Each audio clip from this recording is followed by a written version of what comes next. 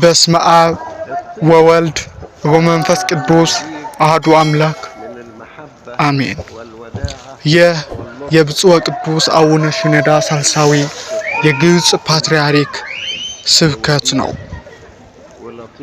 ይህም ቸሩ እግዚአብሔር ጋድ ሰጉድ የሚለውን በአማርኛ ተርጉመን አቅርበንላችኋል። እስከ መጨረሻው ተመልከቱት። ቸሩ እግዚአብሔር መዝሙረኛው እግዚአብሔር ለሚታመኑ ቸር ነው ይላል። ይህች ቸርነት ምንድናት? የፍቅር የየዋህነትና የትህትና ድብልቅ ናት። ይህች ቸርነት የእግዚአብሔር ባህሪው ናት። ቸር በመሆኑም በመለኮታዊ ግርማው ሊያስፈራን አልወደደም። ይልቁንም ከእርሱ ጋር በነጻነት እንድንነጋገር በትህትና ወደኛ ወረደ። በየዋህነቱ ለሰዎች ተገለጠ፣ አነጋገራቸው። አንዳንድ ሰዎች ስልጣን ሲያገኙ ለመቅረብ አስቸጋሪ ይሆናል። እግዚአብሔር ግን በቸርነቱ ትቢያና አመድ ከሆነው ሰው ጋር ይነጋገራል። በእርሱና በፍጥረቱ መካከል ያለውን የፍርሃት ግድግዳ በቸርነቱ አስወገደ። ቅዱስ እንጦንስ ደቀ መዛሙርቱን ልጆቼ ሆይ እኔ እግዚአብሔርን አልፈራውም አላቸው። እነርሱም ደነገጡ። እርሱ ግን ምክንያቱም ወደዋለሁና ፍጹም ፍቅርም ፍርሃትን አውጥቶ ይጥላል አላቸው። እስኪ እግዚአብሔር በመስጠት ውስጥ ያለውን ቸርነት እኒ ፈጣሪ በመሆኑ በዓለም ውስጥ ብቻውን መሆን አልፈለገም። ዓለም ከመፍጠሩ በፊት ለዘመናት ብቻውን የነበረ ቢሆንም በቸርነቱ ሰውንና ፍጥረትን ፈጠረ። ሰውን ከመፍጠሩ በፊትም ሁሉንም ነገር አዘጋጀ። ምድርን፣ ውሃን፣ አየርን፣ ብርሃንን፣ እጽዋትንና እንስሳትን። መጀመሪያ ቤቱን አደላደለ። በሰው ላይ ካለው ርኅራኄ የተነሳ ሁሉንም ነገር አዘጋጅቶ በስድስተኛው ቀን ፈጠረው። ለእንስሳትም ቢሆን መኖሪያቸውንና ምግባቸውን አስቀድሞ አዘጋጅቷል። እግዚአብሔር ፍጥረቱ እንዲያርፍ ይፈልጋል። ተራራውን፣ ባህሩን፣ ልምላሜውንና አዋፋትን ውብ አድርጎ ፈጠራቸው። በቅዳሴያችን ላይ ከክብረ ስራዎች ሁሉ ምንም ያጎደልክብን የለም እንደምንል እግዚአብሔር ሲሰጥ በልግስና ነው፣ አይነቅፍምም። ሕይወትን ሰጠን፣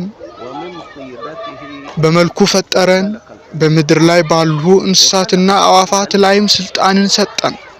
እግዚአብሔር ለሰው ተሰጥቶንና ጸጋን ሰጠ። የሚገርመው ግን በቸርነቱ ሰነፎች ሁነን ለክፉ ነገር የምንጠቀምበት ጸጋ እንኳ አይነሳንም። ክዶ ሊሳደብበት የሚችልን አእምሮ ለሰው ሰጠ። ለኃጢአት ሊጠቀምበት የሚችልን ውበት ሰጠ። ለጥቃት ሊጠቀምበት የሚችልን ኃይልን ሰጠ። ሰው እንዲከብር ስለሚፈልግ ሁሉንም ሰጠው። እንዲያውም ሰው የመንፈስ ቅዱስ ማደሪያ ቤተ መቅደስ እንዲሆን ፈቀደ። በቸርነቱ ስጋውንና ደሙን እንድንቀበል ፈቀደልን። ከእንግዲህ ወዲህ ባሮች አልላችሁም ወዳጆቼ እንጂ አለን። ልጆቼ አለን። ክርስቶስም ወንድሞቼ ብሎ ሊጠራን አላፈረም። ሰዎችን የእርሱ እንደራሴዎችና አምባሳደሮች አደረጋቸው። የራሱን ሕግና መጻሕፍት እንኳ በስማቸው ጠራቸው። ለምሳሌ የሙሴ ሕግ፣ የዮናስ መጽሐፍ። ድል ለነሳው በዙፋኔ ላይ ከኔ ጋር ይቀመጣል አለ። እግዚአብሔር ለልጆቹ በታላቅ ልግስና ይሰጣል። ስለ ሰይጣን እንኳ ያለውን ቸርነት ለመናገር እፈራለሁ። ሰይጣን ወድቆ እንኳ እግዚአብሔር ተፈጥሮውንና ኃይሉን አልነጠቀውም። ይሁዳን ተመልከቱ። ጌታ የልቡን ክፋት ቢያውቅም ከ12ቱ ሐዋርያት አንዱ አድርጎ መረጠው። የገንዘቡን ከረጢት ሰጠው። አሳልፎ በሰጠው ሰዓት እንኳ ወዳጄ ሆይ ብሎ ጠራው። ትልቅ ቸርነቱ ይቅርታው ነው። ሰው ሕጉን እንደሚተላለፍ ቢያውቅም አስቀድሞ የድህነትን መንገድ አዘጋጀ። ሰው ወደ እግዚአብሔር መውጣት አልቻለም። ስለዚህ እግዚአብሔር ሰውን ለመታደግ ወደ ሰው ወረደ። የንስሐ በር ከፈተ። ኃጢአታችሁን አጥፋለሁ ደግሜም አላስባትም አለ። እንደነ ቅዱስ አውግስጢኖስና ቅዱስ ሙሴ ጸሊም ያሉ ታላላቅ ኃጢአተኞችን ተቀብሎ ታላላቅ ቅዱሳን አደረጋቸው። በምንዝር የተያዘችው ሴት ሁሉም ሊወግራት ሲል እርሱ ግን በቸርነት እኔም አልፈርድብሽም፣ ሂጂ ደግመሽም ኃጢአት አትስሪ አላት። የእግዚአብሔር ቸርነት ባይኖር ኑሮ ሁላችንም በጠፋን ነበር።